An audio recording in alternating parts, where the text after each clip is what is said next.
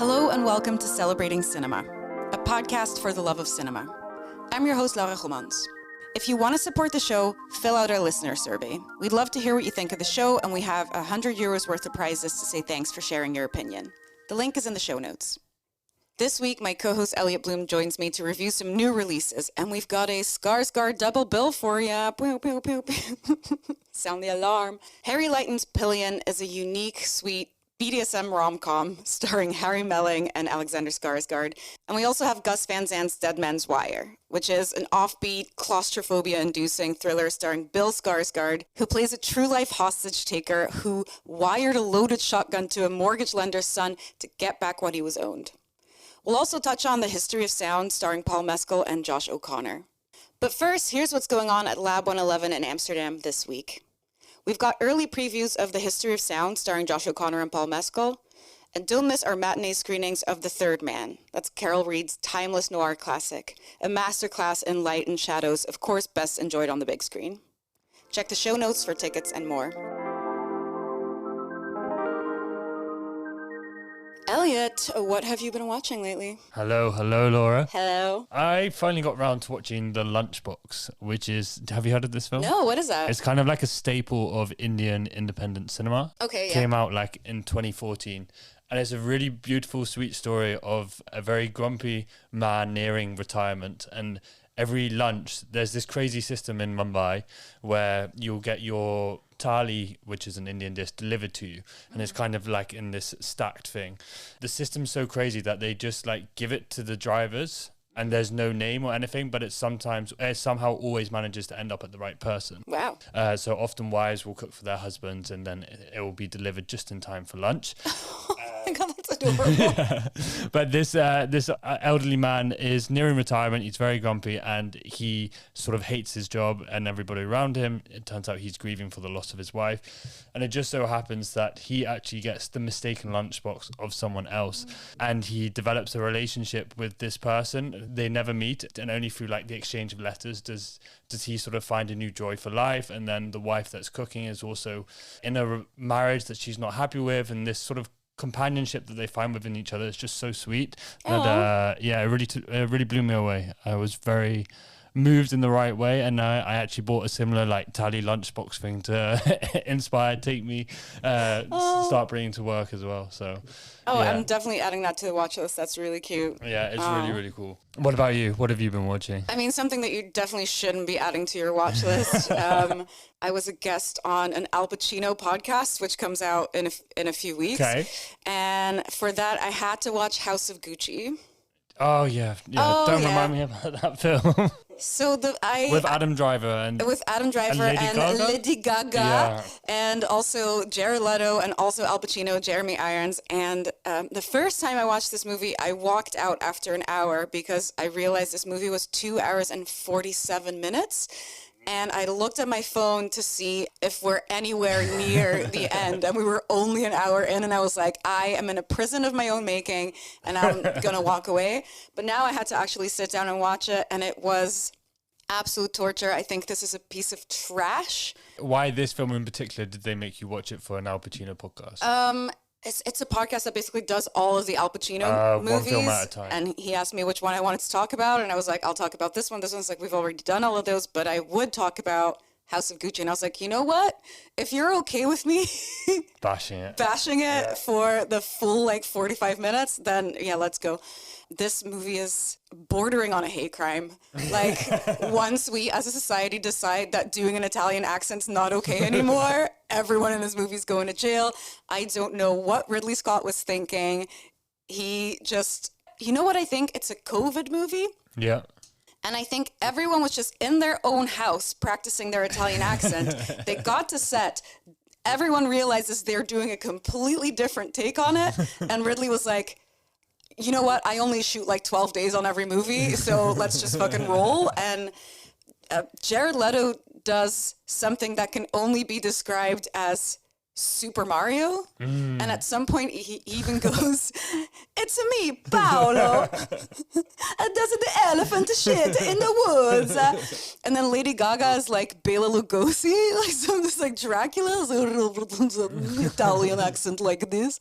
It is terrible, but unfortunately not camp. So it is one of those things that maybe if you get a big group together, you can have a good laugh about it. But yeah, sitting alone in my house for 2 hours and 45 minutes was absolute torture. That's tough. And don't forget, Adam Driver then did another film, Ferrari, where he also had an Italian accent. He had it in the pocket. He's like, let's see if I can use it on something else. Yeah, speaking of torture. Hey, speaking of torture, Pillion. Pillion is the debut feature by director Harry Leighton and stars Alexander Skarsgård and Harry Melling, who you will definitely recognize as Dudley Dursley from Harry Potter. It follows a shy young gay man who becomes involved with a confident, dominant biker, getting caught up in a sub-dom BDSM dynamic that is forcing him to explore his own wants and needs. Here's a clip. Sorry, it's a bit hopeless earlier. I guess like most things in life, it just takes a bit of practice. Yeah. Maybe, I could practice with you. I'm not around much, so... Yeah. So what I love about this movie is that Alexander Skarsgård has been having so much fun on the press tour. He's been going around to every talk show describing it as a quote-unquote domcom, which I think is hilarious. What did you think of this movie, Elliot? I really, really liked it. I think the first act, you're not quite sure what you're in for, and you don't know if it's going to become a bit too cliche of like a domcom or domrom relationship. You know, we have so many of those. Do we really need another one? But the way it opened up, the way it switches, I was really all for it. And I think Alexander Skarsgård especially, he brings like, he's so funny. He's so funny. In such a typical dry, like Scandinavian way. Yeah. And yet he also managed to carry this sense of hurt in him or something deeper to it that it was also very moving at the same time. Yeah. And then when I found out that Harry Melling was Dudley Dursley in Harry Potter, I thought it was kind of like a chef's kiss of like, this is the perfect sequel to see where Dudley Dursley is at these days now. He gets his. Yeah. Yeah. What did you think? I also really enjoyed it. I think for a large part of the movie, I wasn't really sure what the message of the movie was going to be, because it just seemed like, wow, like they both seem kind of really unhappy, but then you get these little glimmers of like, oh, this is apparently what they're into. Yeah. But then I think it has a nice conclusion that made me go, oh, yeah, that's nice. Okay, it's like really in those last 5 minutes where you're like, oh, okay, I get what this was all about. Yeah.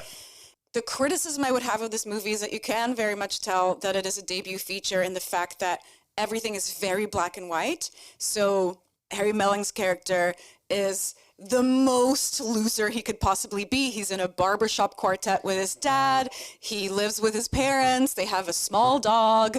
His parents are super like twee and supportive. His mom has cancer. It's like all of these things are almost too overplayed as like, do you understand that he is a loser? Yeah. And do you understand that this guy is like a caricature of what like a super hot gay biker would be? Yeah. But, you know, maybe it's not about that, and I could kind of accept it because it was really charming. Yeah. And I didn't expect a movie about BDSM to be as cute as this was. Yeah. I think that's kind of what my issue was with the first act. It's very on the nose of, especially when they put both their dogs up on the fence. Right, he has a big dog, and he has a small dog, and like he wears sweater vests, and he wears a leather fucking motor suit. So it's like, yeah, okay, it was a little... That at some point was like, oh, where's this going to go? And is this going to be able to... But it really managed to... I think because it had that emotional depth to it. That exactly. You can kind of forgive it. So you kind of assume in this film that Ray is the one always in control, but it's actually Colin. And I really like that thought of trying to... It works against your stereotype of a BDSM relationship, but also what it means to be subordinate to someone or something. Because here...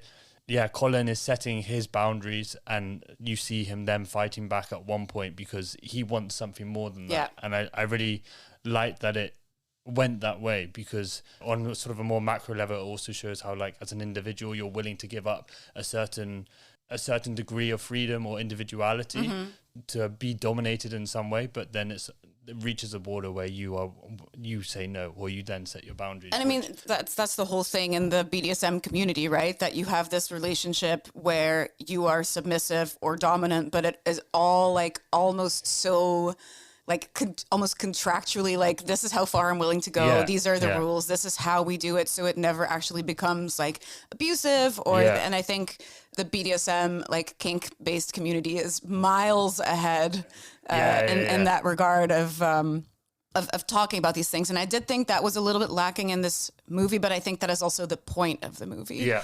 Where can this relationship exist that both parties are happy? Yeah, yeah. And but then on the flip side, the community that they had within the film, I also thought was really nice. Because, so adorable. Yeah, because they're all it seems like a very inclusive group, and then they have like their own individual relationships that everybody respects. Like, if you described this film to me, I probably wouldn't have watched it because I would have thought, I'm not sure what I'm going to expect.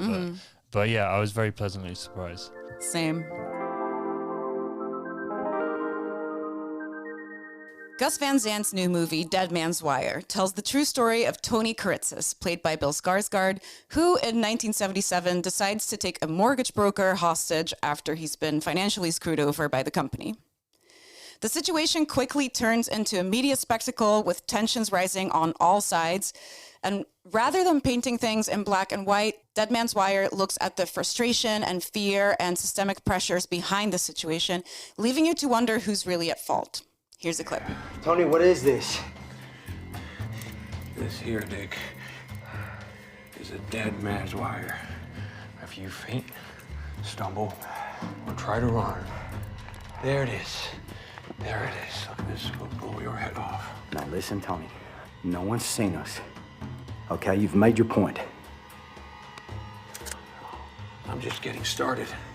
I think it's maybe good to first take a note of it being like the year of the Skarsgårds. It is the year of the Skarsgårds. Stellan's out there, Alex is out there, Bill's out there. Yeah, and just to clarify, if people don't know, they're the sons of, like you said, Stellan Skarsgård, who was in Sentimental Value, and of course is kind of nominated for an Oscar this year. Yeah, and is kind of like a stalwart or an icon of Norwegian, Scandinavian cinema. He's Swedish. Yeah. So this family is Swedish. We are going to be talking about Norwegians next week when we talk about the drama. Yes. But a lot of Scandi energy going on in the film scene. I'm happy to see it. There's also 1,000 other Skarsgård children. I think Stellan Skarsgård has like 9 children or something crazy like that. And a lot of them are also in the film industry in some way. But yeah, the two main boys at this point are Alexander Skarsgård, tall, strapping, strong, Viking-esque. And then there's the little freak, Bill Skarsgård, who I always love to see. He, of course, played It in the It franchise. He's played a bunch of like other like really weird roles. I really liked him in Barbarian, for example. But he just plays a weirdo really well. So it was nice to see him in Dead Man's Wire, where I said to you immediately after the screening that I thought it was funny because Al Pacino was in this movie and his performance felt very Chino-y or De Niro-y, I would say. Reminded me a lot of The King of Comedy, for example, which is De Niro. Yeah. This sense of like, he's doing this gruesome thing, but in his whole behavior, he seems quite chipper about it. And he's like, well, this is just what's got to happen because, you fucked me over and now I'm like 5 million in debt. And this is just what I need to do. And all I want is an apology and then I'll let you go and it'll be fine. And I'm going to drink a glass of milk while I have you here under gunge. And it's this very like manic performance, which I really enjoyed. Yeah, and still rational in some kind of way.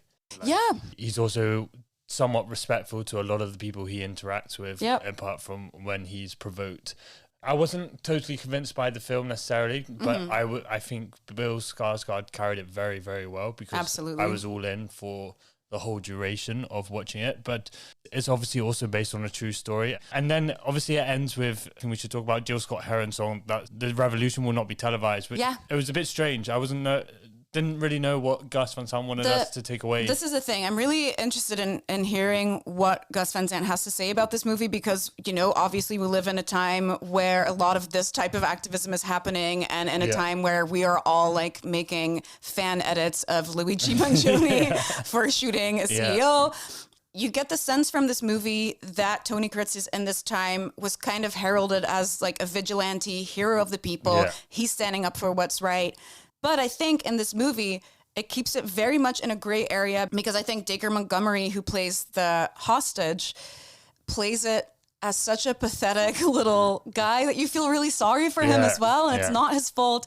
It's his dad's fault, who's Al Pacino, who is, by the way, in a chair for 100% of this movie. It's probably one of the easiest roles he's done. Oh, yeah. One location. He's literally phoning it in. The only times we see him is when he's on the phone. Yeah. You know, being asked to manage this hostage situation and being very Al Pacino about it. Yeah. It is a very layered portrayal of what this situation was. It doesn't say this guy was right. It doesn't say this guy was wrong. Yeah. It just kind of shows what happens. And I think there's a whole storyline that focuses on what happens in the media when something like this happens. It's like everyone's trying to get theirs. There's camera crews being like, oh my God, we can go behind here and get a shot from this angle, and kind of endangering the hostage, endangering themselves. Yeah, I quite liked it. There's definitely things that I thought were a little weaker about it, and I would say it's probably a lot of the side actors, like a lot of the like journalists, and I was like, not everyone's as good. Coleman Domingo's a character in it. He plays a radio host that Tony Kiritsis is a big fan of, and he like starts calling into the show to kind of negotiate his things, and I think Coleman Domingo did a good job on that. No, I just think it's funny that you see maybe at the nearer the beginning of Gus Van Sant's career, he makes a film like Elephant, which is more about the character study of a school shooter, and then flips it on its head almost with this film Dead Man's Wire. Yeah. But yeah, it was enjoyable to watch purely for Bill Skarsgård alone. The History of Sound is a quiet, intimate film by South African director Oliver Hermanus. We see Paul Mescal and Josh O'Connor in the 1910s. They meet at a bar and bond over a shared love of traditional folk songs and the fact that they're both really hot and want to kiss each other. Together, they travel across America to record folk songs in rural communities. But of course, it's difficult to grapple with their feelings and desired life paths. There's a lot of gorgeous singing done by Mescal and O'Connor, so I'll treat you to a clip of that. Don't sing love songs, you'll wake my mother. She's sleeping here right by my side. In her right hand a silver dagger. She says that I can't be your bride. You haven't seen this one yet, right? No, tell me. I thought The History of Sound was so beautiful. Yeah. I saw it yesterday in a little screening room, and I'd been looking forward to this movie for a really long time because it came out in, I believe, October in the States. Like, it's been out for quite a while. And surprisingly, I feel like it hasn't really made a splash. I haven't really heard people talk about this. And I think it's because it's a really small film. And maybe it's different from what people are expecting. So this is such like a quiet little meditation and truly a love song to folk music. And I don't know if this will surprise you, but in my teenage years, I had a really big hyperfixation on American traditional folk music. So to me, this really felt like something that is already a part of me. I love the traditional style of singing. I love a banjo. And these songs are so beautiful. What's the chemistry like between Mescal and O'Connor? I think it's incredible. I see a lot of people online going like, why are Josh O'Connor and Paul Mescal in everything? And it's like, shut up. Let them be in everything if it's going to be this good, because I think they're both incredible actors. They're both, of course, nice to look at. But I think they both have a much deeper layer of, sharing something in a small moment, in a look. You can tell so much from their faces, and I think it's beautiful. I saw someone on Letterboxd refer to The History of Sound as Folkback Mountain, which is completely what it is. Yeah. I won't deny that this film has, one of those like, hey, can I copy your homework? I won't make it obvious kind of things. It is a lot like Brokeback Mountain, but it has this just added layer of these beautiful songs, and I really appreciate the attention that is given to like recording these songs, and they kind of travel through all these communities. They go to like freed slaves, they go to Irish people, they go to record these songs, and in the background of that, their relationship is kind of developing or falling apart, or they're struggling with things, and kind of overstays its welcome a little bit. And I think it's because of the structure, because, you know, you're kind of expecting a standard narrative structure, and then at some point you go into something that feels like an epilogue. It like very much feels like an epilogue, but that is really just a third act, and then there's another like 40 minutes left. So at some point you kind of get that end of Return of the King thing where you expect it to fade to black, go to credits, and then there's another 10 minutes, and then there's another 10 minutes, which even for me, who like really, really loved this movie, was a little bit like, oh, there's more. Okay, well, I guess I'll just like, you know, my bladder's fine. I'll be fine. Really like that they did their own singing in this in a way that also felt really natural in the movie. Are they good? They are really good. And I think something that I often struggle with is singing in movies. For example, The Testament of Anne Lee, which I don't believe we talked about on the podcast. I really like that movie. I walked out of that film. You walked out of it? Why? Okay, we're just going to do a little sidebar on The Testament of Anne Lee. Let's go. I didn't know what I was in for. Okay.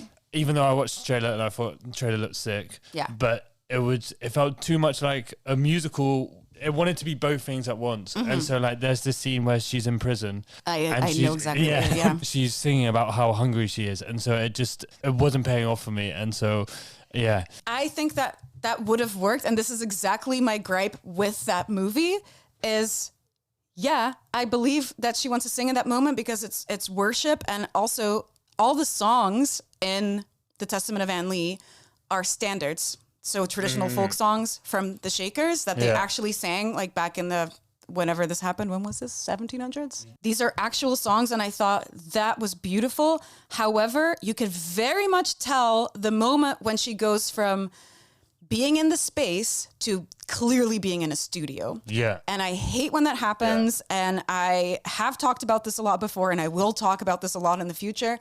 I think we need, now that we have the technology, need to do as much singing as we can live on set. Yeah. I know Amanda Seyfried can do it because she did it for Les Mis. Emma Stone did it on La La Land. These are all beautiful examples of how it can exist in the space. And that was really disappointing to me about The Testament of Anne Lee. Whereas for the rest of it, I thought it was a really good movie. I mean, I could have been more patient with it, but I just... Hey, Elliot, I totally understand if you're not expecting a musical. And this is why I've been very like, whenever I recommend this movie to people, being like, listen, it's sort of a musical, but also all the songs that they sing are actual traditional standards sung by the Shakers. Yeah. And it's really interesting to dive into the history of the Shakers. Yeah. It's really interesting, by the way, to dive into the history of the Shakers design.